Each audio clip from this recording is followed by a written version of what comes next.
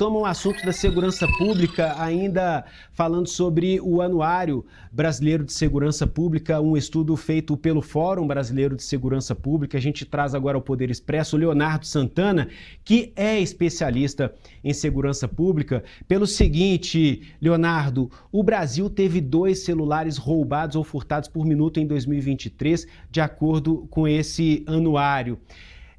Como é que a gente faz para evitar? Hoje a nossa vida inteira está no celular. É possível evitar o comportamento, a nossa expressão corporal? Imagina quem precisa, principalmente pedestres, precisam ir até o ponto de ônibus, fica ali um tempo no ponto de ônibus. O ponto de ônibus em específico é um local que deixa as pessoas vulneráveis. Eu estou sempre falando sobre isso. Por quê? Porque a pessoa fica ali um tempo e aí passa aquela cena típica, 2 sobre uma moto, passa uma vez, passa 2 vezes, mapeia ali o terreno, o cenário, e aí vem e dá o bote, e quase que o objeto, né, preferido, vamos dizer assim, dos ladrões hoje em dia são os telefones celulares. Como é que a gente faz para a gente sentir ou ficar, de fato, um pouco mais protegido? Leonardo, boa noite. Boa noite, Jesus. Boa noite aos nossos telespectadores. Olha, o celular, ele acaba sendo hoje um dos instrumentos, feliz ou infelizmente, preferidos daqueles que querem um retorno rápido por uma série de motivos. O aparelho de celular, ele tem uma multiplicidade de vantagens para esse agressor social, para esse criminoso. Primeiro, se ele não funcionar, as peças podem ser vendidas. Caso ele funcione, você tem todos os dados que você bem colocou no início da sua explicação, disponíveis, inclusive senhas, acessos bancários, para aquele que recupera de forma criminosa, obviamente, esse material, esse equipamento. Agora, quando nós falamos disso, dessas facilidades, nós temos que tratar também da parte de receptação. Não adianta eu levar um celular se eu não tiver alguém que vá recebê-lo, e que essa pessoa, é bom que se diga, ela também faz parte do crime. Agora, quando falamos, conforme você me pergunta, dessa questão de estarmos protegidos, não estar com o celular aparente já é uma grande vantagem. Um pouco da tecnologia, que são aqueles fones de ouvido sem fios, eles já permitem que parte dessa prevenção possa ser colocada em prática, mas ao mesmo tempo existem alguns momentos do nosso cotidiano que isso é muito complexo, Jesus, de se fazer. O caso que você citou, uma parada de ônibus, eu tenho que em muitos momentos estar com o celular na mão, porque é o momento que eu verifico se aquele ônibus que eu vou pegar, ele está ou não está chegando, se aquele veículo de aplicativo que eu acabei de pedir, se ele aproximou, se ele não se aproximou. Enfim, hoje passa a ser uma peça que não tem apenas o valor econômico, o valor financeiro, mas os dados, as informações também são muito buscados por esses criminosos, e é um equipamento que se ajusta ao que a gente chama de economia do crime. Em que sentido? Eu tenho pouco risco e muito lucro, que é normalmente o que se busca por parte do trabalho, se a gente pode tratar dessa maneira, mas por parte desse crime que é cometido por essas pessoas. Bom, outro tema ou outro aspecto desse estudo que chama atenção: um golpe de estelionato a cada 16 segundos no Brasil. Eu vou fazer a pergunta mais ou menos nessa linha.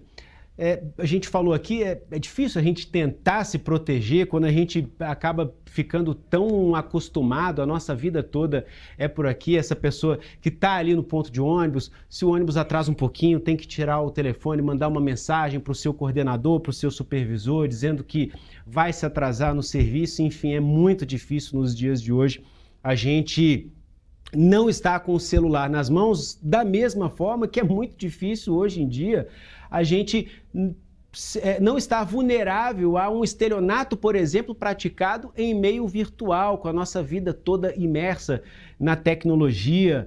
Mas seria possível a gente pontuar aqui alguns cuidados, aquelas coisas básicas, assim, para a gente evitar cair em golpes, em estelionatos, desses que são praticados mais nessas versões 2024 de hoje em dia?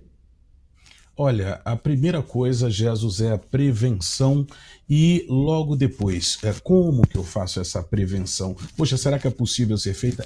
O conhecimento é o melhor formato dessa prevenção conseguir ser executada, porque eu me obrigo, caso não tenha essas informações e conhecimento, a colocar o chinelinho da humildade e naquele primeiro momento perguntar para as pessoas que podem me assessorar para que eu verifique se, enfim, aquela informação obtida, aquela mensagem que chegou, aquele link malicioso que eu recebi, quer seja por e-mail, quer seja no próprio celular, quer seja por qualquer tipo de aplicativo de troca de mensagens, eu tenho que fazer pelo menos alguma verificação para ter a certeza de que eu não estou caindo em um golpe, eu não estou caindo em algum esquema. Então, se você tem conhecimento e se você tem aquela coisa da cultura da prevenção que hoje é obrigatória, essa talvez seja a melhor forma de prevenção, de você não cair nesses golpes. É claro, hoje nós sabemos que o criminoso, ele, feliz ou infelizmente, acaba digamos, se aperfeiçoando. Nós tivemos casos recentes onde, por exemplo, a Polícia Federal precisou atuar em mais de 13 mil linhas telefônicas que foram obtidas de forma fraudulenta em nome de algumas pessoas que sequer sabiam que eram proprietárias de uma ou de outra dessas linhas e todas elas estavam sendo utilizadas para que esses golpes pudessem ser colocados em prática. Então, a cada instante, da mesma maneira que esse criminoso se aperfeiçoa, nós também devemos nos aperfeiçoar. E vai uma dica que é muito importante, principalmente para os mais idosos, que não têm aquela habilidade tão grande de manusear o celular.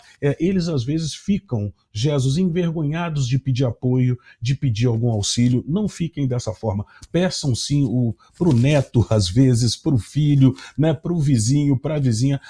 Tenha dúvida, que aquela dúvida seja sanada por uma outra pessoa. E tenha também, Jesus, bastante calma. O comum é eu receber uma ligação telefônica, é eu receber uma mensagem, principalmente aquelas mensagens que tratam de dívidas. Eu estou devendo, eu só tenho 10 horas, 12 horas, 24 horas para que eu possa sanar aquela dívida, senão eu vou ser negativado, a minha empresa ela vai ter que pagar uma multa, enfim. Nesses casos, faça a verificação com aquele órgão, faça a busca, faça a pesquisa, faça a pergunta, não tenha essa vergonha. E se de tudo realmente não der certo, pode procurar as instituições policiais. É bastante comum hoje que os departamentos de polícia tenham criado os grupos de ajuda cibernética. E isso faz com que haja até uma ajuda, Jesus, para essas instituições evitarem que mais crimes aconteçam. Leonardo Santana, especialista em segurança pública, trazendo dicas valiosíssimas para a gente se prevenir e não cair em golpes, em estelionato, que está muito em alta, 1 a cada 16 segundos no Brasil, de acordo com o levantamento do Fórum Brasileiro de Segurança Pública. Leonardo, muito obrigado pela participação aqui no Poder Expresso. Até uma próxima. Boa noite. Sempre à disposição, Jesus. Boa noite.